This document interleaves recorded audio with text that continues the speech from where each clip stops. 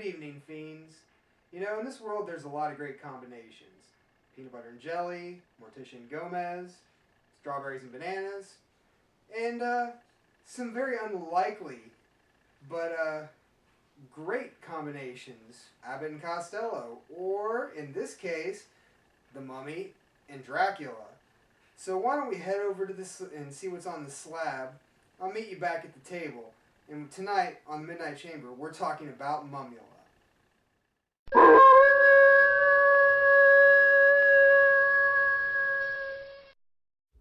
From the deepest tombs of Ohio comes Mummula. In this particular record, The Rise of Mummula. The well on this and the players in the band, long history in the spooky rock scene. The horror punk, horror rock, whatever the hell you want to call it, scene. Long history. Now let's get a little something on the release first, and then we'll get into story time. So the Rise of Mummula album was originally released in around 2016. Originally on cassette and digital, and that cassette was originally, I believe, the first place it was sold was the Mothman Fest in Point Pleasant, West Virginia. Maybe early 2017. Not quite sure about the exact time period, but it was released at the Mothman Festival. Then later on, a label called Uncommon Interests released a 150 print of the record. Yeah, 150. This particular record is 91, I believe. And they are hand numbered. It's all on bubblegum pink. I mean, the packaging on this record is just phenomenal. So the cover art, talk about calling to like all the inspiration that came before a band. The artwork was done by Jackson Fives, or as his real world name is Tom Bagley, from the Forbidden Dimension, which Eric from Mummula and I are just we've known each other for at least 15 years, and both of us have been rabid Forbidden Dimension fans for as long as I can remember. So Mummula, based out of Columbus, Ohio. We're gonna cut right here before I get into a lot of this crazy story, because I'm gonna be running a mile a minute on trying to connect the dots here, because there's really a lot to tell, because I've known a couple of these guys for a really long time. So let's cut right here and we'll take a look at the record. Alright, I got this sucker cranked way back. So this is the amazing old style 60s 70s style artwork done by Tom Bagley for Mummula. Just dude's got such an iconically familiar style of artwork. Absolutely killer. And fun and campy. It's not the overly gory, obviously. Great stuff though, and Eric put a hell of a package together. Look at that shot of the band. If that doesn't tell you what you're getting and how campy it is, I don't know what does. Now you will note that it is number 91 of 150. Doubt this is going to get repressed anytime soon. I honestly doubt it's going to hit CD either. And if you look down here, it's got the Moonrock Collective is going to be Mummula's own imprint, and then Uncommon Interest is the label that actually put the record out. It's got 14 tracks of just spooky surf rock. Now inside the record you got a download card, which is sitting somewhere. The code peeled off, so but within the record, Eric did a lyric sheet that also doubles as a Mummula poster.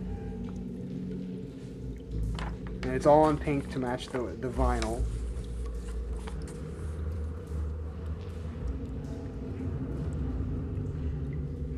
Pretty cool. I love this. A nice, like, Egyptian style warning. Obviously not in hieroglyph, but fun nonetheless. Definitely adds to the package. Now the vinyl itself is going to be this amazing hot pink, bubblegum pink, I guess it would be. Got some of Tom's bats right there in the middle with the track listing on side A. Side B. Gorgeous pink, absolutely gorgeous. And the package is not done yet. Hang on a second. I'm putting this record away so it doesn't get all scratched. So, on top, and I don't know if Eric put this with all of the packages or this was the label itself doing it, but I got a full-size color poster of what's inside that pink lyrics sheet.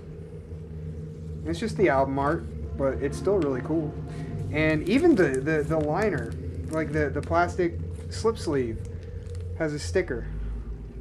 A Mummula sticker on it. Pretty badass. So if you can get a hold of this, I wish I had the cassette. I'll have to, I think they might have a few cassettes left, so I might have to pick one of those up. I'm not really big into the whole cassette thing, but yeah, Mummula. Rise of the Mummula. Check that out. Okay, so now let's play, Connect the Spiders. Connect the dots. Okay, I'll be here all week.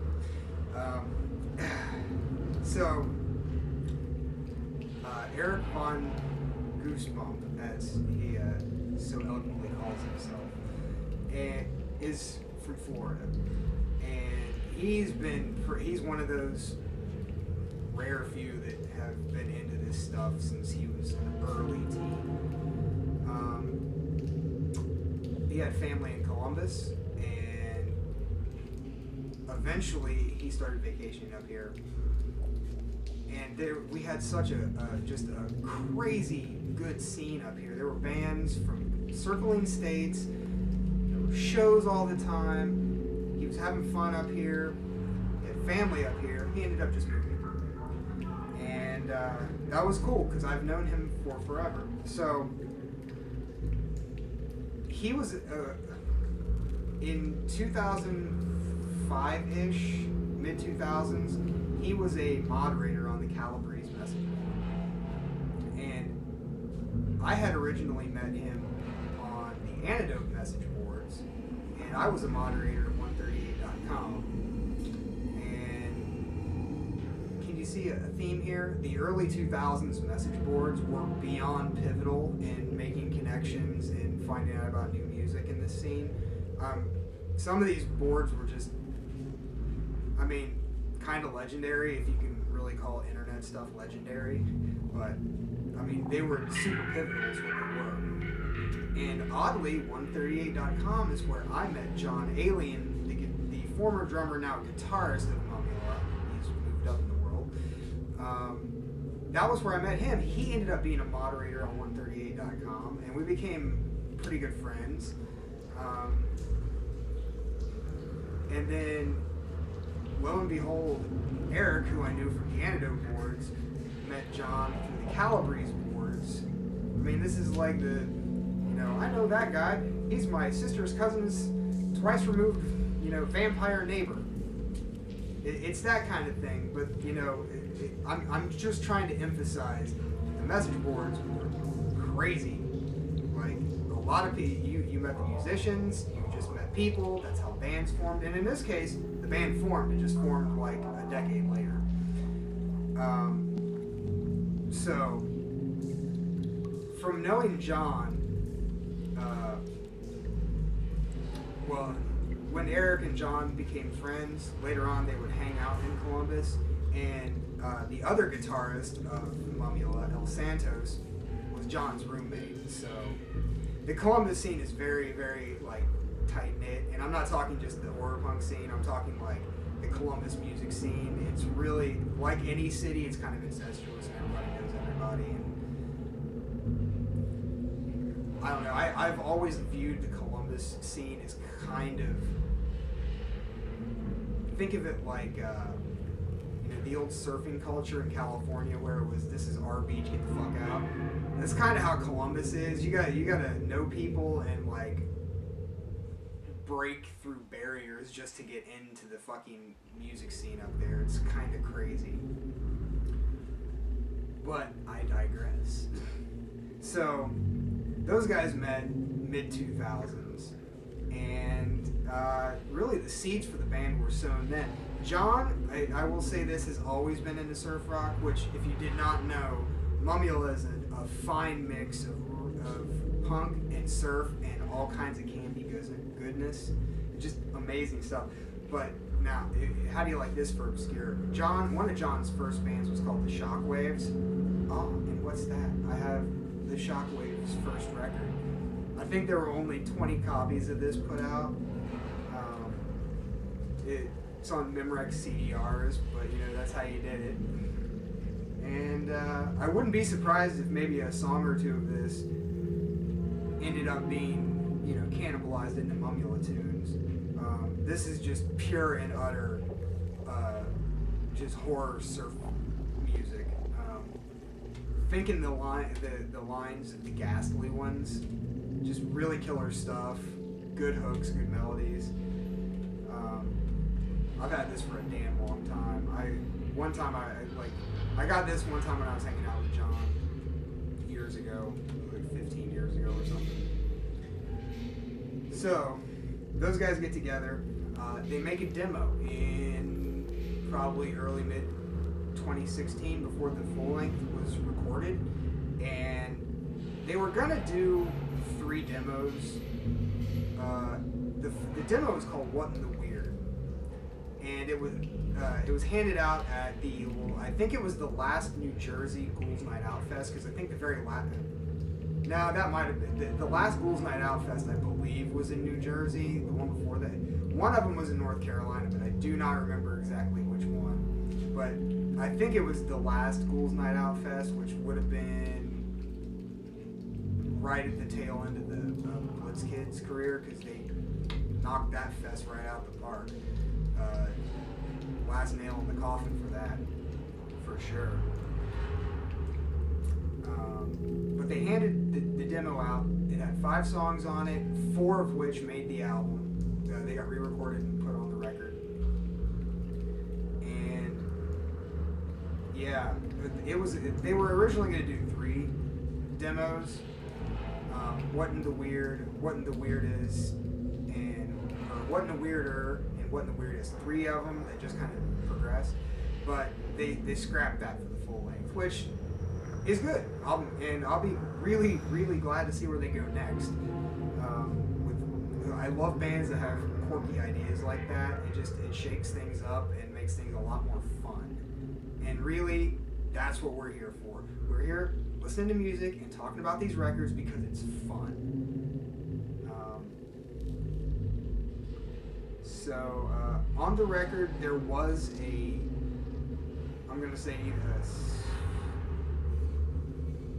there was an alternate member, Dr. Ghost.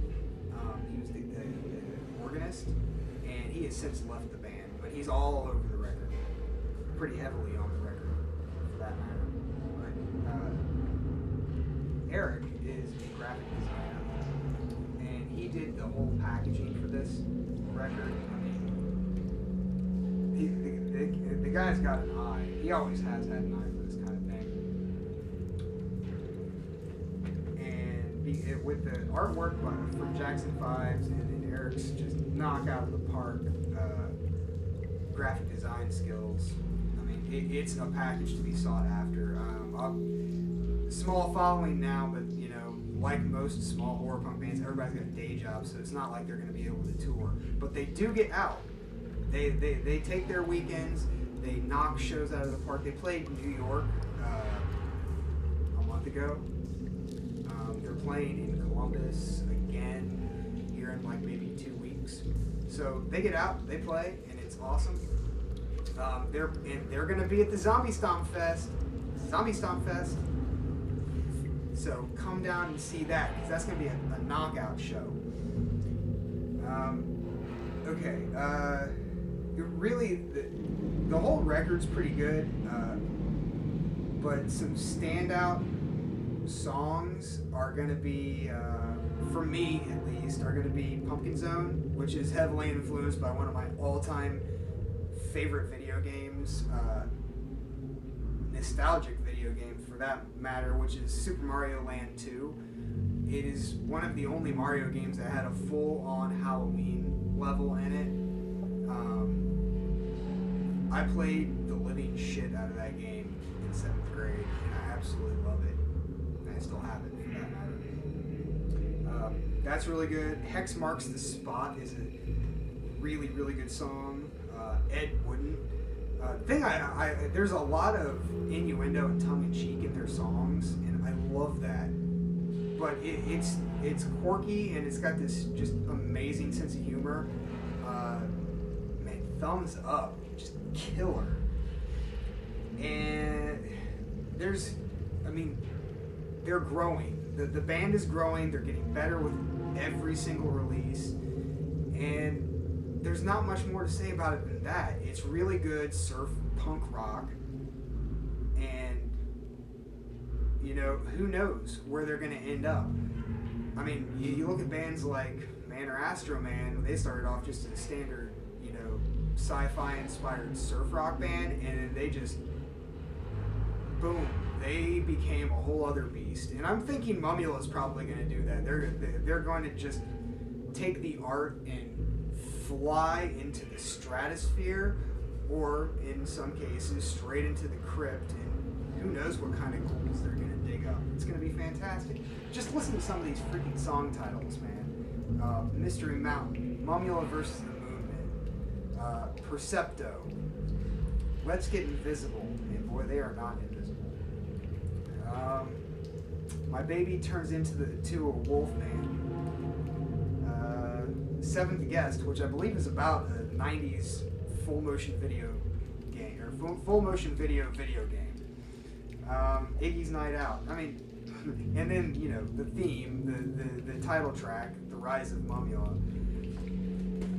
Just killer fucking songs, and they don't take themselves too serious, which is great. I like bands that don't take themselves too serious. Even the most professional bands out there, like say Calabrese, those guys don't take themselves too serious, and that's a great thing. Have fun with it. I mean, come on, no one in this scene is going to be a fucking rock star. I mean, even the top tier bands,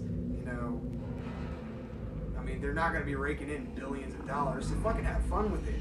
We're here to talk about zombies and vampires and Martians, and just, play some really catchy tunes and rock the fuck out. That's what I love about Mummula. They do just that. And here, I want to, I know where all the film samples from this album are from, but I'm going to ask you, the viewers out there, to get this record or YouTube it or whatever you want to do with it. Get that, listen to the songs, and tell me what movies that these are from. Do that. Leave it in the comments. I will leave where you can get the record in the comments and some samples, and I will talk to you next time on the Midnight Chamber.